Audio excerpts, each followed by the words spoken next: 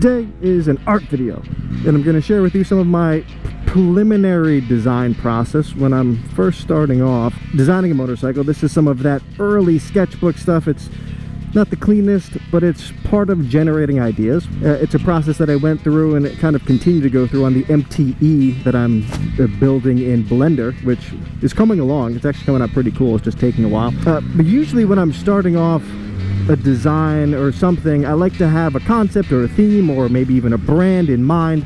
I like to have a muse. And today my muse is inspired by a trip I took to Barnes & Noble over the weekend. I found this book, Ride Free. It's a memoir of Willie G. Davidson, who's the grandson of one of the founders of Harley Davidson. He went to Art Center and became a motorcycle designer.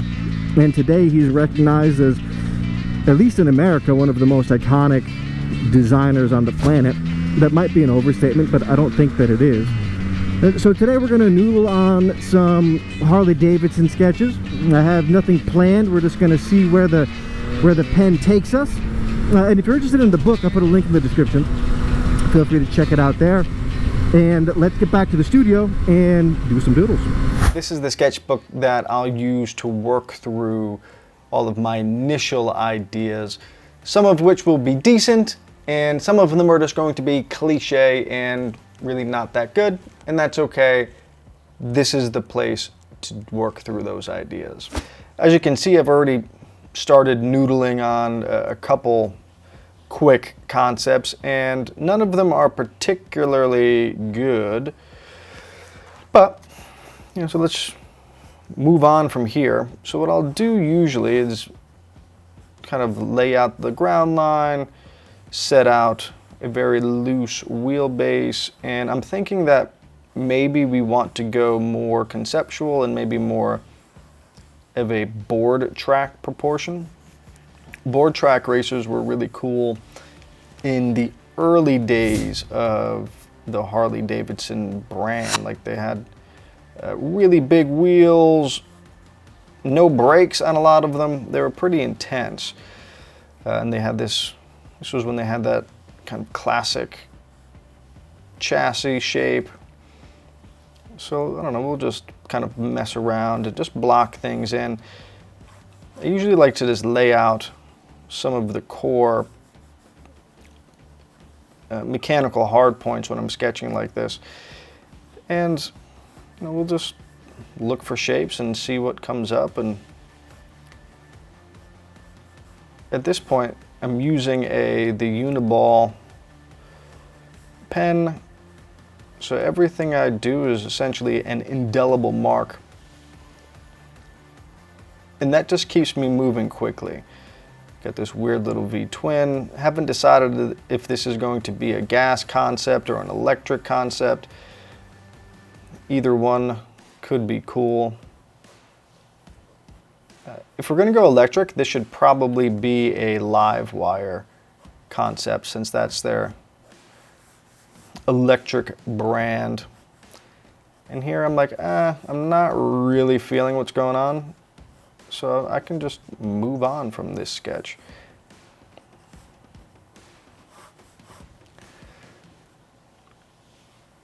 All right, keeping them quick and loose, just looking for ideas.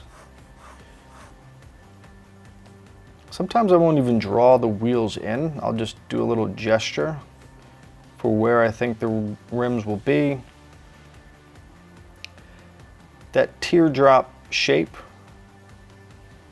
is pretty iconic. So I don't know, maybe we'll go, again, just working through the cliches here and trying to find some interesting balance of shapes. I'm looking for something that's athletic and I'll say American, in the sense that it's not too busy. You've got a lot of these motorcycles now coming from other brands that look a little bit like cyborgs, and that's not really the aesthetic that I think the Harley fan is looking for. And this is kind of a cool shape. I don't know how it would function. Maybe you've got your suspension kind of tucked inside in that classic manner. All right, so I'm liking something there. So I'll just keep riffing here. And we're not, again, being too sacred about these sketches. It's really just about capturing some ideas. Now, I didn't give myself enough space on this one.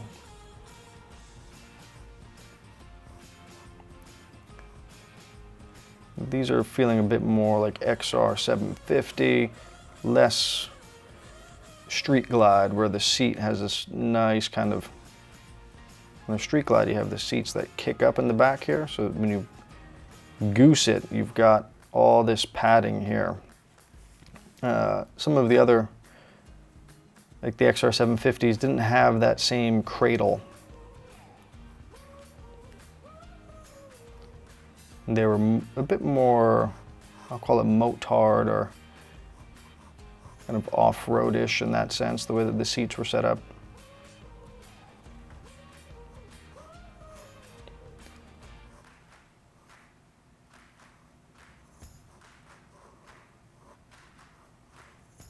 I don't know what this is down here, some kind of intake or something. But I am kind of liking this slightly more athletic look, less cruiser.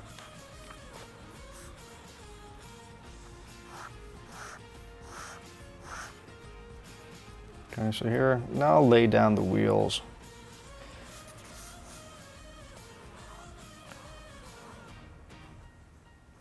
And maybe take a bit more time laying this one out. And I might switch to a Copic. This is a C4. Maybe I'll use a C2. And here, just kind of block in hard points, but they're going to be a little bit lighter. That way I can work over them later. I like that shape here. So it's going to maybe capture that.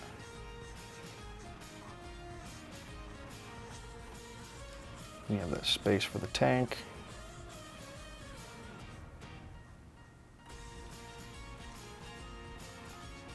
Kind of modified teardrop, and then the chassis is going to kick down.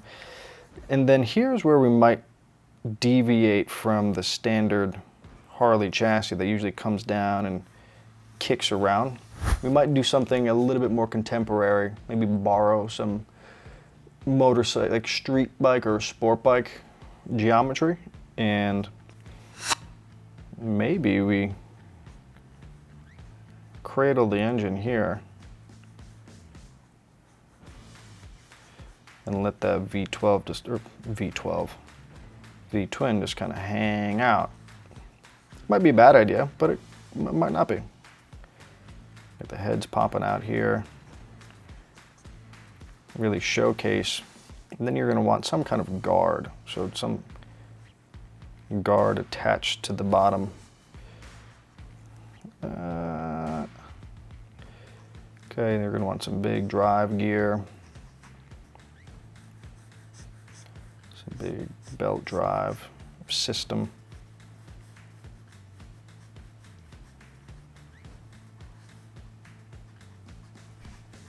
Got your swing arm. This is starting to feel kind of cool, actually. You got this space for like a racing number plate or something like this. Yeah, starts to feel like more of that Evel Knievel vibe. They used to give these a pretty thick suspension, girthy suspension over here.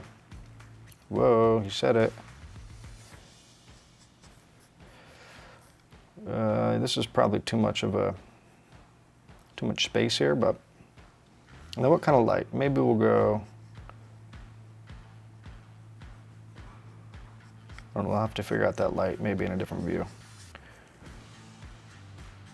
Give it a little bit of a windshield or visor.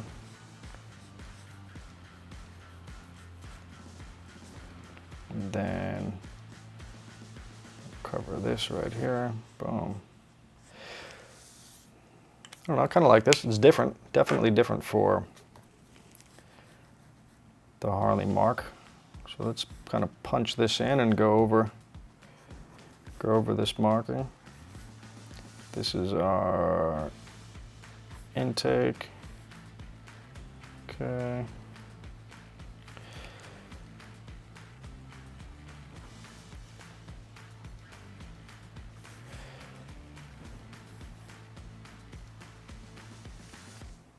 And one of the nice things about Harleys is that they don't really hide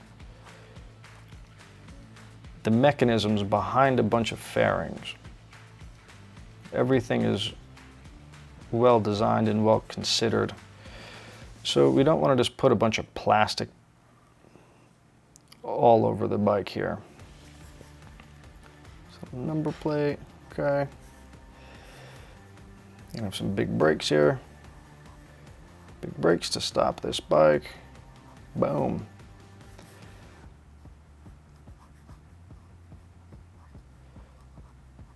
Okay.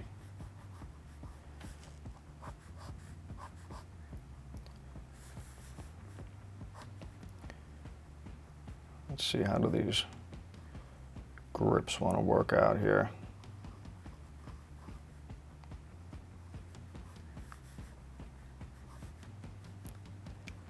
And a little indication of where the cluster will be. This is looking a little low, so we'll bring that up.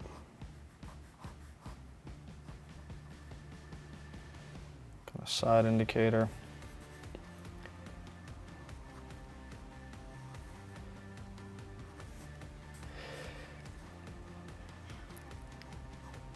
I think they've got an intercooler on some of these new water-cooled motors, so we'll put that there. I should probably look up their new platform.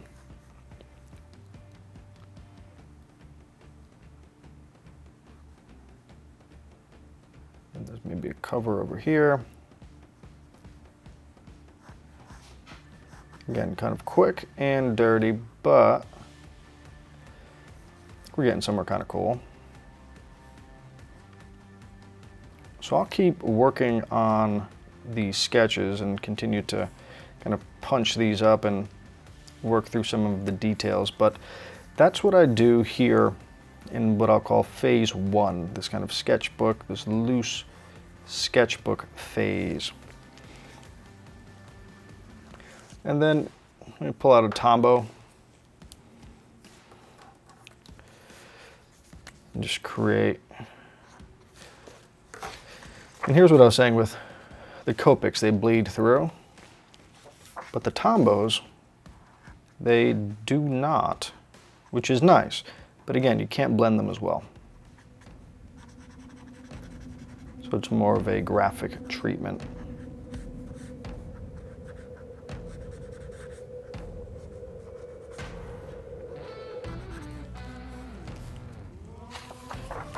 See, no bleed through. All right, so I'll keep working on this, and when I get to a design that I think is working well, we'll go to an 8.5 by 14, or they call it its legal size paper, and then we can focus on a view or maybe one theme on the page and really work through more of the details.